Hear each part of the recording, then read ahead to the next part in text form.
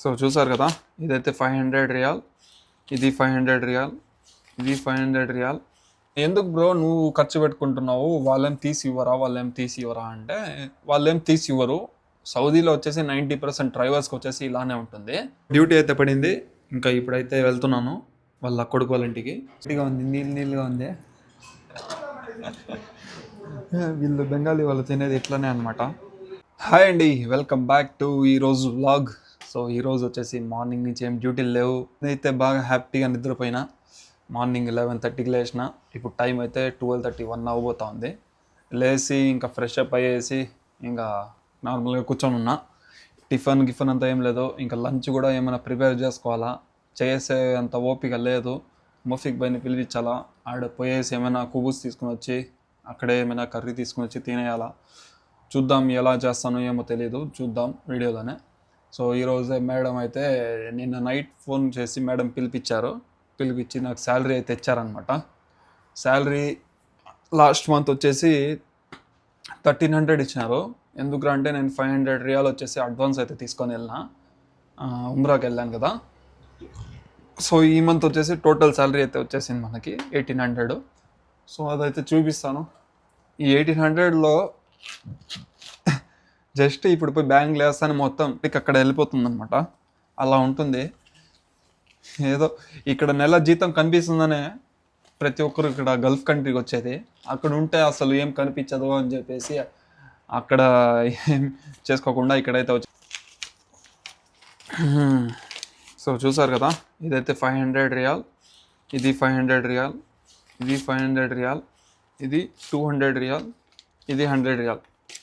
ఎంత అయిందో చెప్పండి. నేను ఇంకా ఏమైనా ఎక్కువ చెప్పేసామేమో ఒకసారి చూసుకోండి మీరే. నేను కరెక్ట్గానే చెప్పిన 1800 అదనమాట మన శాలరీ. సో దాంట్లో వచ్చేసి మనకు వచ్చేసి నేను 1600 టోటల్గా నా 100 రియాల్ ఎక్కువ వచ్చేసి 1600 నేను నా బ్యాంక్లో వేసుకొని నాకున్న ఈఎంఐస్, దాని తర్వాత ఇంటికి వేయాల్సింది ఇంటికి. సో అలా క్లియర్ అవుతుంది అనమాట.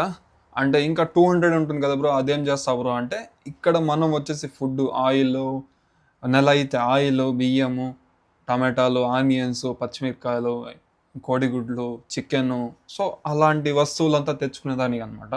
ఎందుకు బ్రో నువ్వు ఖర్చు పెట్టుకుంటున్నావు, వాళ్ళేం తీసి ఇవ్వరా అంటే వాళ్ళేం తీసి ఇవ్వరు. సౌదీలో వచ్చేసి 90% డ్రైవర్స్కి వచ్చేసి ఇలానే ఉంటుంది. ఫుడ్ చేసుకోవాలా. కొంతమంది ఇళ్ళల్లో ఎలా ఉంటుందంటే వాళ్ళకి 1800 శాలరీ ఇస్తారు, ప్లస్ ఫుడ్ వాళ్ళే ఇస్తారు. సో ఇక్కడ సామాన్లు ఏం కావాలన్నా వాళ్ళు ఇస్తారు. సో ఇక్కడ ఎలా ఉందంటే మా ఇంట్లో పక్కన యూపీ అన్నకు కూడా అట్లే, ఆయన ప్రిపేర్ చేసుకొని తింటాడు. ఇంతకుముందు వచ్చినప్పటి నుంచి 4 ఇయర్స్ నుంచి ఇక్కడ ఉన్నాడు. సో మొన్న ఇంటికి వెళ్ళి వచ్చినాడు కదా, చూసారు మీరు. అండ్ ఇప్పుడు వచ్చేసి ఇప్పుడు వచ్చేసి నేను అన్న కలుసుకొని సో ఇక్కడే వంట చేసుకొని తింటున్నాం అనమాట. సో అలా ఎవరైనా మనకు తెలిసిన వాళ్ళు పక్కన డ్రైవర్ అలా పరిచయం చేసుకుంటే ఇంకా వాళ్ళు మనం కలుసుకొని చేసుకుంటే మనకు ఖర్చు తగ్గుతుంది. సో అలా ఉంటుంది. అదైతే మనకు వ్లాగ్ అంతగా పోవడం లేదంటే డ్యూటీలు లేవు కాబట్టి. డ్యూటీలు లేదంటే ఇంకా 10 మినిట్స్ లోపలే వస్తుంది. డ్యూటీలు ఉంటే 10 మినిట్స్ పైన 15 మినిట్స్, సో అలా వస్తుంది అనమాట.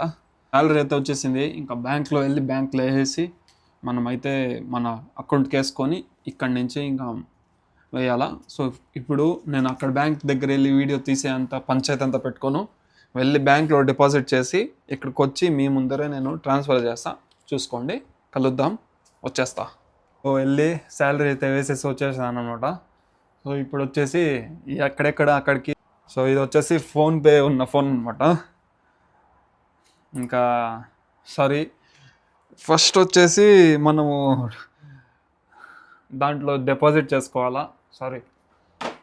ఆ బ్యాంక్ నుంచి ఇంకో బ్యాంక్ యాడ్ చేసుకోవాలా, దాంట్లో నుంచి ఇండియాకి డబ్బులు సెండ్ చేయాలా. దాని తర్వాత మనము ఫోన్పేకి మన అకౌంట్కి పడుతుంది, అప్పుడు మొత్తం ఇది చేయాలన్నమాట. సారీ, నేను వచ్చేసి ఏదో లోకంలో వచ్చేసి ఇదే ఫోన్పే అని చెప్పి, ఫోన్పే ఉంది, నేను లేదని చెప్పలా. నేను ఇంకా మనీ ఇంటర్నేషనల్ ట్రాన్స్ఫర్ చేయకుండానే వచ్చి పంపించకపోతున్నా. శాలరీ అయితే దీంట్లో బార్క్ యాప్ ఉంటుంది, ఇంటర్నేషనల్ యాప్. సో దాంట్లో నుంచి ఇంటర్నేషనల్ ట్రాన్స్ఫర్ చేసుకోవచ్చు అనమాట. ఇంకా దాంట్లో అయితే యాడ్ చేసుకొని నేనైతే ట్రాన్స్ఫర్ చేసా. ప్రాసెసింగ్లో ఉంది. ఒక 1 అవర్ 2 అవర్స్లో పడిపోతుంది అనమాట. పడిపోతే ఇంకా దాని తర్వాత ఎక్కడెక్కడ వేయాల్సిందో అక్కడ వేసేసి, ఇంకా ఈఎంఐలు ఉంటాయి, అది ఇది అని చాలా ఉంటాయి కదా. అదనమాట ఇంకా జీవితం. ఏం చేసుకొని తినాలో ఏమో అసలు ఏం అర్థం కావడం లేదు, అట్లా ఉంది పరిస్థితి. డ్యూటీ అయితే పడింది, ఇంకా ఇప్పుడైతే వెళ్తున్నాను వాళ్ళ కొడుకు వాళ్ళ ఇంటికి. సో అక్కడికి వెళ్ళినాక ఏం వర్క్ ఉంది ఏంది కదా అనేది చూద్దాము. పెట్రోల్ లేదు బండిలో. సో మేడం కాల్ చేసి అడిగేసి తీసుకొని వెళ్దాం. సో డబ్బులు అయితే అడిగిన పెట్రోల్కి పని మంచి తీసుకొని వచ్చేస్తుంది. తీసుకొని ఇంకా వెళ్ళిపోదాం. ట్యూషన్ డ్యూటీ అయితే పడిందనమాట. పని మనిషి వచ్చింది తోడుగా, వాడైతే పడుకున్నాడంట వాళ్ళన్న. ఇంకా ఇప్పుడే లోపలికి అయితే వెళ్ళినారు. నేనైతే ఇక్కడ కార్లో ఉన్న, బయట గాలి మొత్తం చల్లగా అట్లే ఐస్ లాగా ఉంది, మామూలుగా లేదు. సో బిల్డింగ్స్ కూడా మామూలుగా లేవు. ఇక్కడ చూసే ఉంటారు మీరు ఈ బిల్డింగ్, ఇక్కడే వచ్చేది నేను ట్యూషన్కి. బయట 2 నిమిషాలు ఉండలేకపోతున్నాం, అట్లా ఉంది పరిస్థితి. స్వెటర్ వేసుకోవాలా. ఇక్కడ చూడండి వీళ్ళు ఎట్లా హాఫ్ టీ షర్ట్లు వేసుకుని ఎట్లా తిరుగుతున్నారో. వీళ్ళకైతే అలవాటే, సౌదీ వాళ్ళకి చెల్లి అంటే ఇష్టం వీళ్ళకి, అందుకే వీళ్ళు చల్లగా తిరుగుతూ ఉంటారు బయట. చూద్దాం. ఇంకా ఇప్పుడు పని మనిషి వచ్చేస్తుంది, తీసుకుని పోయి డ్రాప్ చేసేయాలి. ఇంటికి డ్రాప్ చేసి మళ్ళీ నేను ఇంటికి వెళ్తాను. ఇంకా మళ్ళీ రిటర్న్ పిలుచుకొని వచ్చేదానికి ఏమన్నా ఫోన్ చేస్తారో ఏమో తెలియదు సాయంత్రము. ఇంకా మేడం డ్యూటీ కూడా వేరే ఉంది. సాయంత్రము 5:30కి 6కి మేడం అయితే వెళ్తారు. ఏమైందిరా అంటే ఇప్పుడే పని మనిషి ఇంటికి డ్రాప్ చేసిన, మళ్ళీ వాళ్ళ కొడుకు వాళ్ళ అన్న రాలేదా, పడుకున్నాడు అని చెప్పినారు కదా, వాడు వచ్చేసి ఫోన్ చేసి 3:15కి నువ్వు డోర్ దగ్గర ఉండాలా అని ఆర్డర్ వేసినాడు. మా జీవితం. అదేమో ముందే వచ్చేస్తుంటే అక్కడే వెయిట్ చేసి, వాడు ఆడో కాఫీ షాప్కి పోతాడు, కాఫీ అంతా తీసుకొని తాగేసి గీగేసి అంతా ఒకేసారి వచ్చేసి ఉంటాం కదా, నిద్ర లేసే వచ్చేసి ఉండాలి కదా. డబ్బులు పనులు చేస్తారు కావాలని. ఇంకా అందుకే నేను వచ్చేసి ఇప్పుడు బకాలాకి వెళ్ళి ఏమైనా తీసుకొని ఇంకా ఇంటికి వెళ్ళిపోతా. అక్కడి నుంచి ఇంటికి వెళ్తానే కారు వచ్చేసి బయట పార్క్ చేస్తా, మళ్ళీ వెళ్ళాలి కాబట్టి సర్రని పోయేసి ఇంకా కాసేపు ఉండి ఇంకా అక్కడి నుంచి బయలుదేరి వచ్చేయాలి. 2:30 అవుతుంది, ఇంకా హాఫ్ అన్ అవర్ ఉంది టైము. అండి ఇప్పుడే మేమైతే ఇక్కడ హోటల్కి అయితే వచ్చామన్నమాట.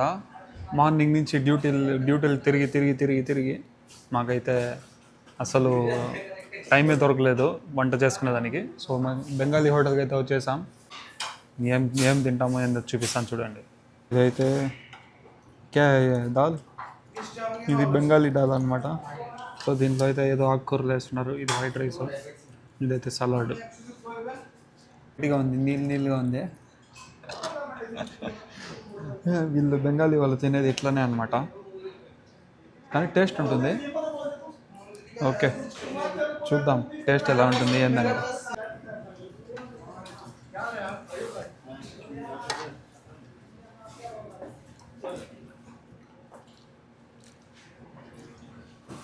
టేస్ట్ అయితే బాగుంది, కారంగా.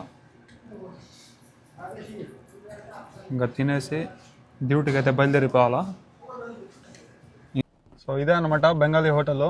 ఇంకా ఇక్కడి నుంచి తినేసినాము, ఇంకా రూమ్కి అయితే వెళ్తున్నాము. నాకైతే 4 గంటల డ్యూటీ ఉంది. ఇంకా టైం అయితే ఇప్పుడు 3:30 అయిపోయింది. వెళ్ళి కాసేపు కూర్చొని నీళ్ళు తాగేసి బయలుదేరిపోతాను. ఎందుకంటే చెప్పాను కదా వెళ్ళాలని చెప్పేసి ట్యూషన్కి.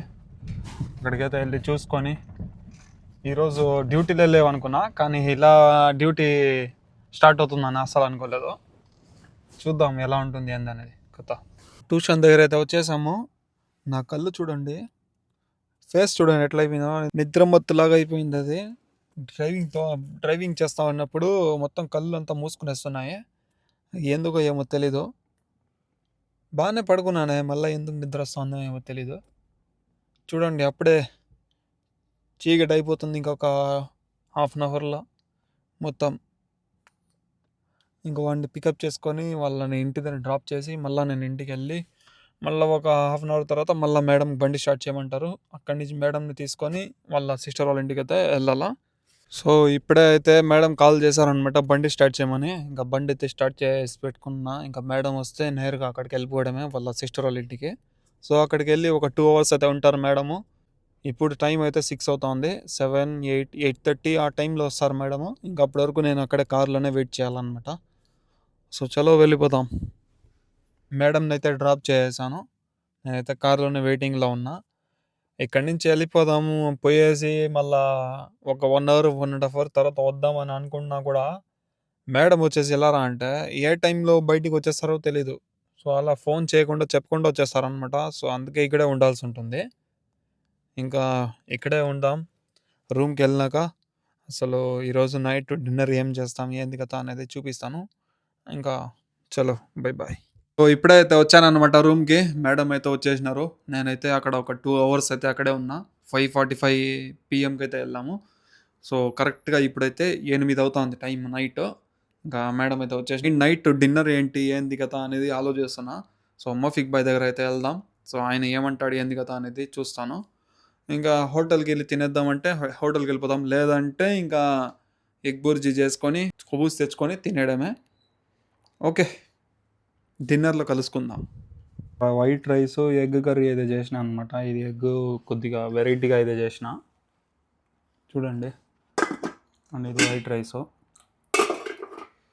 సో, ప్రెజెంట్ అయితే ఇది తినేస్తున్నాం. ఇంకా రేపు చూద్దాం. ఈరోజు చాలా ఇబ్బంది పడినాం తినేదానికి. ఎందుకంటే డ్యూటీలు ఎక్కువ తిరుక్కొని అసలు టైమే సాలలేదు. ఓకే. మళ్ళీ కలుద్దాం. చూసారు కదా. సో, ఈరోజు వ్లాగు మీకు ఎలా అనిపించిందో ఖచ్చితంగా కామెంట్ రూమ్లో చెప్పండి. అండ్ ఇప్పుడైతే వంట అయితే నేను తొందరగా అయితే చేసేసిన. లేదంటే మీకు కూడా చూపించుంటా. సో, ఫాస్ట్‌గా అయితే కంప్లీట్ చేసేసి కూర్చొని తినేసి, ఎందుకురా అంటే రూమ్ మొత్తం ఫుల్ చలిగా ఉంది. సో, కొంచెంసేపు కూడా బయట ఉండలేకపోతున్నా. ఎందుకంటే స్వెటర్ వేసుకొని బెడ్‌షీట్ కప్పుకొని ఉండాలా, అలా ఉందనమాట నా రూము. సో, తొందరగా తినేసి ఇంకా అన్న కూడా వెళ్ళిపోయినాడు. ఇంక నేను కూడా ఫోన్ చూసుకుంటూ అట్లే పడుకునేస్తాను. ఇంకా మీకు ఈ వీడియో ఎలా అనిపించిందో లైక్ చేయండి, షేర్ చేయండి, సబ్స్క్రైబ్ చేసుకోండి. రేపు వ్లాగ్‌లో కలుసుకుందాం. Bye bye.